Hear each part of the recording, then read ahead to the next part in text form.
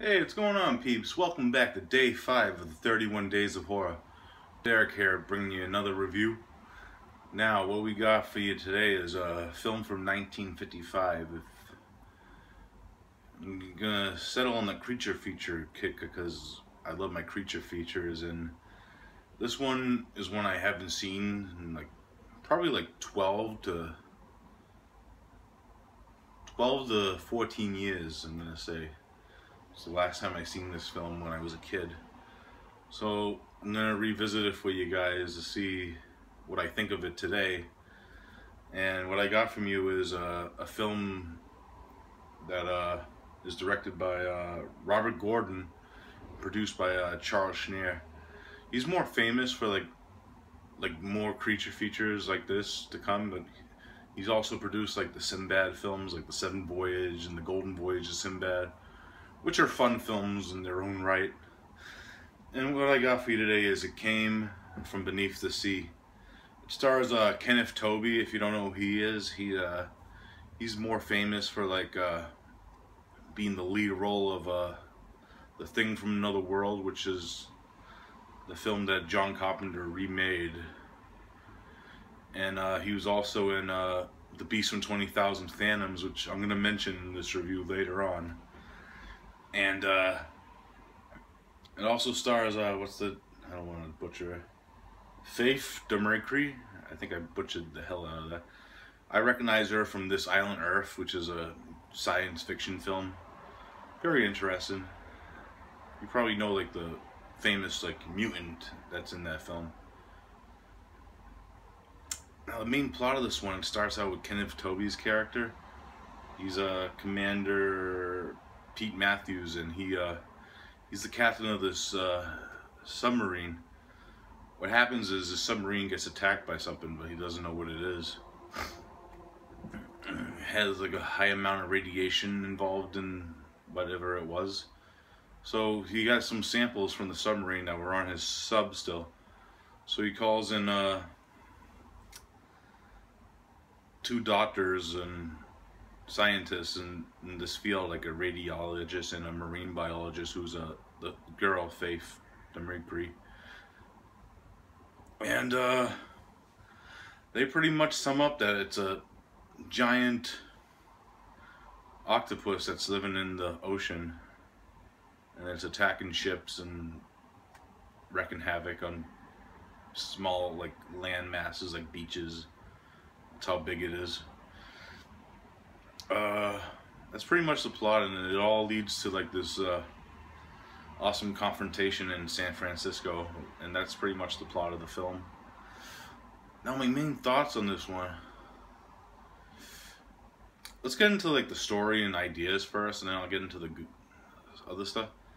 One thing that I didn't really care for was the love triangle between Matthews and the male doctor and the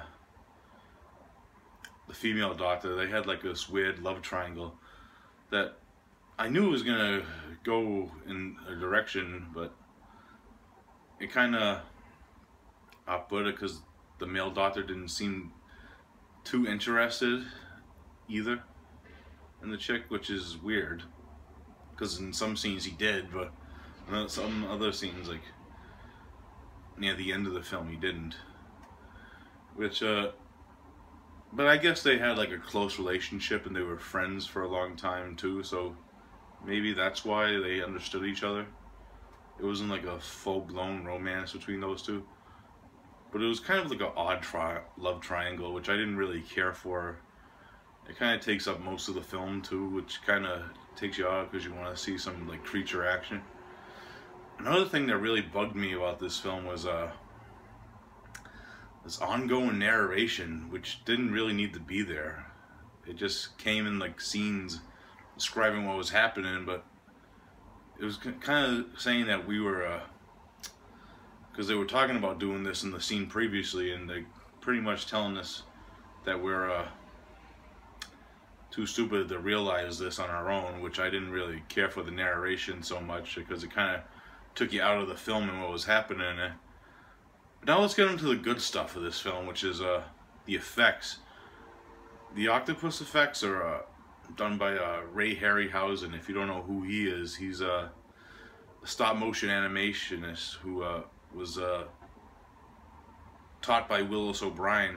Willis O'Brien, the guy who created King Kong, took him under his wing and taught him everything he knew about stop motion animation. And he pretty much branched out on his own.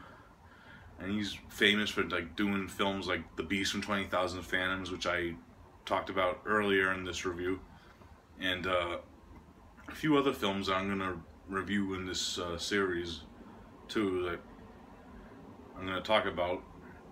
And he's all like the Seven Boys of Sinbad. He also did the effects for those films too, like the creatures in those.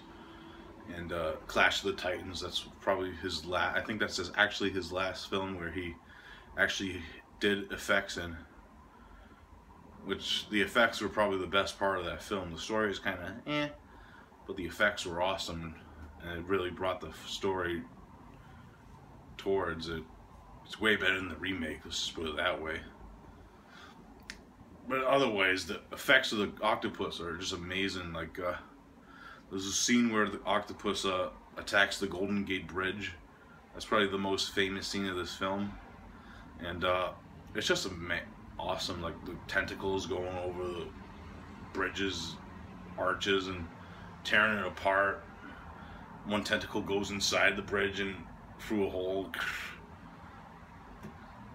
Yeah, the creature effects are just great, and I wish there was more of them, because you don't really see the creature. You see him for a brief moment in like one scene in the middle of the film, but you don't really see him until the third act of the film, which is a really like big downgrade with like creature features in giant monster films, in my opinion, because you gotta at least like, but you want more, but what they show is good enough. Same with like the Jaws effect, because you don't see the shark till like the third act of that film too, which it works, and but you do want more sometimes, especially when it's like awesome, like chaos, like when the creature's hanging over like the bay and then he's attacking people, crushing people with his tentacles. It's kind of a cool effect. And yeah, that's pretty much like the gist of this film. It has like a typical ending for these films, you know, like the hero saves the day and gets the girl. Usual stuff for these type of films.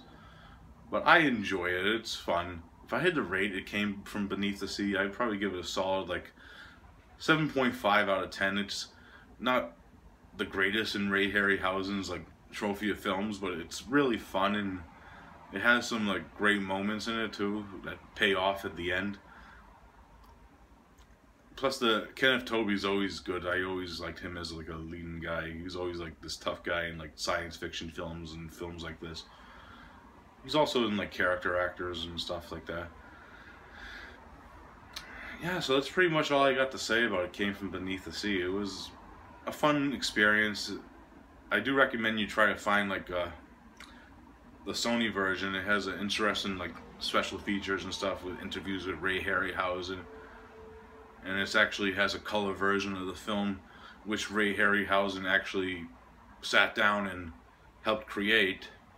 So to get his like his creations colors, because he has models of them while like doing the color, and it's kind of interesting and cool. Like, yeah, so that's all I gotta say about this. 7.5 out of 10. Fun time. Alright guys, that's all I got for you for day 5. I'll be back tomorrow with day 6. Probably gonna review another creature feature, or I don't know, maybe I'll pick something random. So I hope you like this review. Like, subscribe, and comment. As always, see you tomorrow. Peace out.